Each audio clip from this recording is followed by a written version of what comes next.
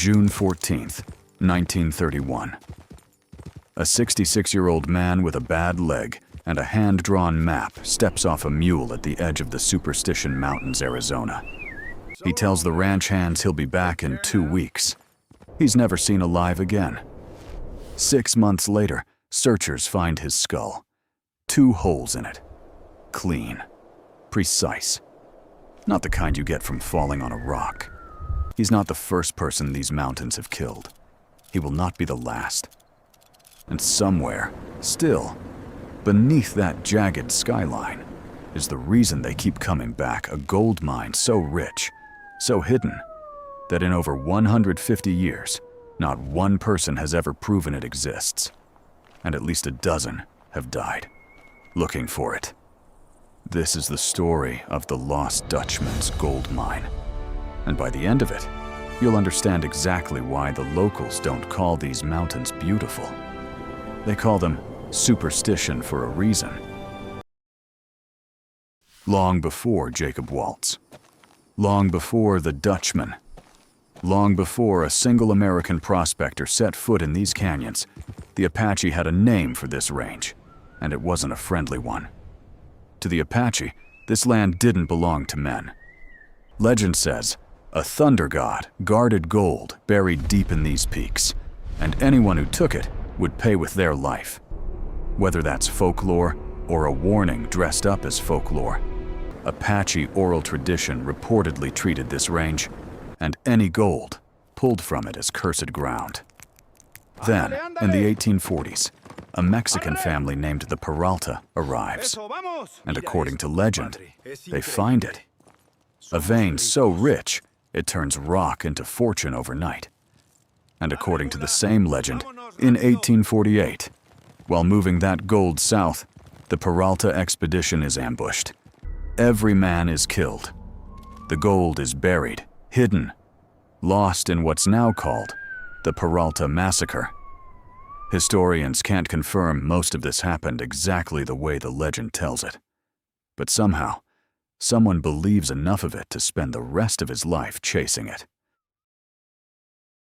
Enter Jacob Waltz, German immigrant, not actually Dutch.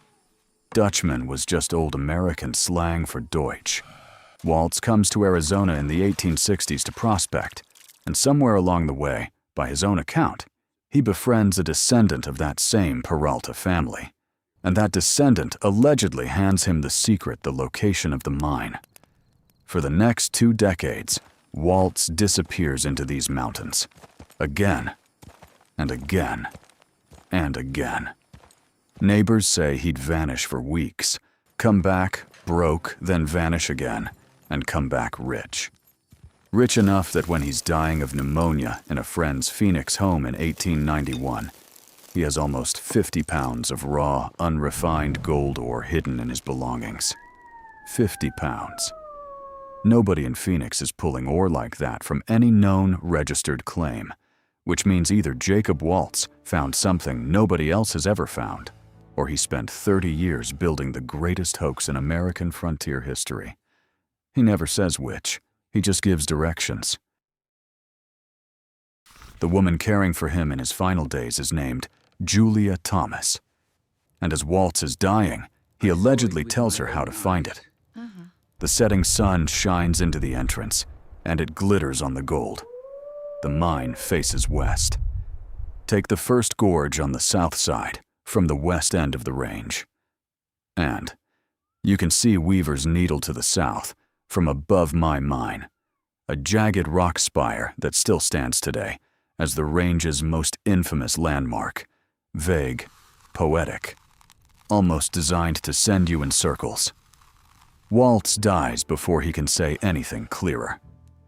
Julia Thomas, a grieving, desperate widow, with nothing left, sells everything she owns, and walks into the Superstitions with a hand-drawn map in the middle of the summer heat.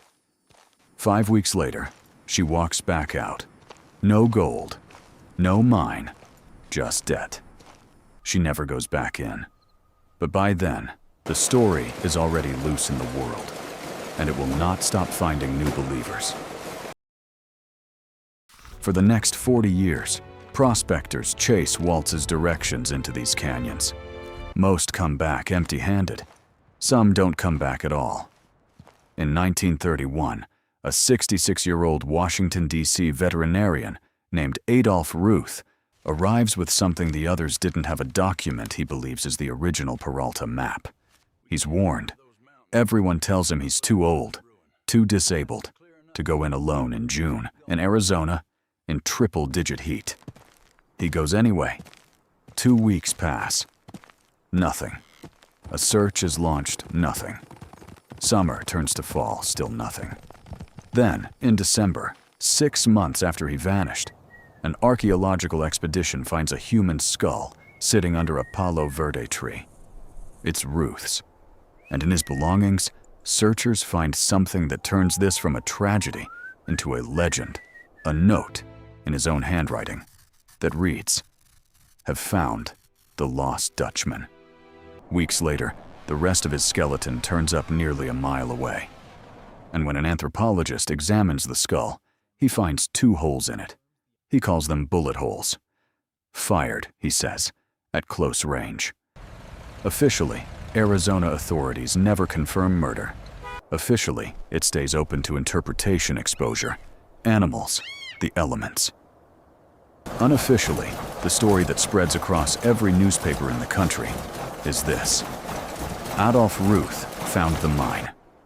And somebody made sure he never told anyone where it was. Ruth isn't the last. In 1947, a retired photographer is dropped by helicopter into these mountains to search and is never seen alive again. His remains, when found, are missing a head. In 1949, a copper prospector walks in and is never found at all. In the early 1950s, within a 2-year stretch, an Oregon physician is found shot to death in the range, and an Ohio man vanishes completely, his skull recovered years later. Alone.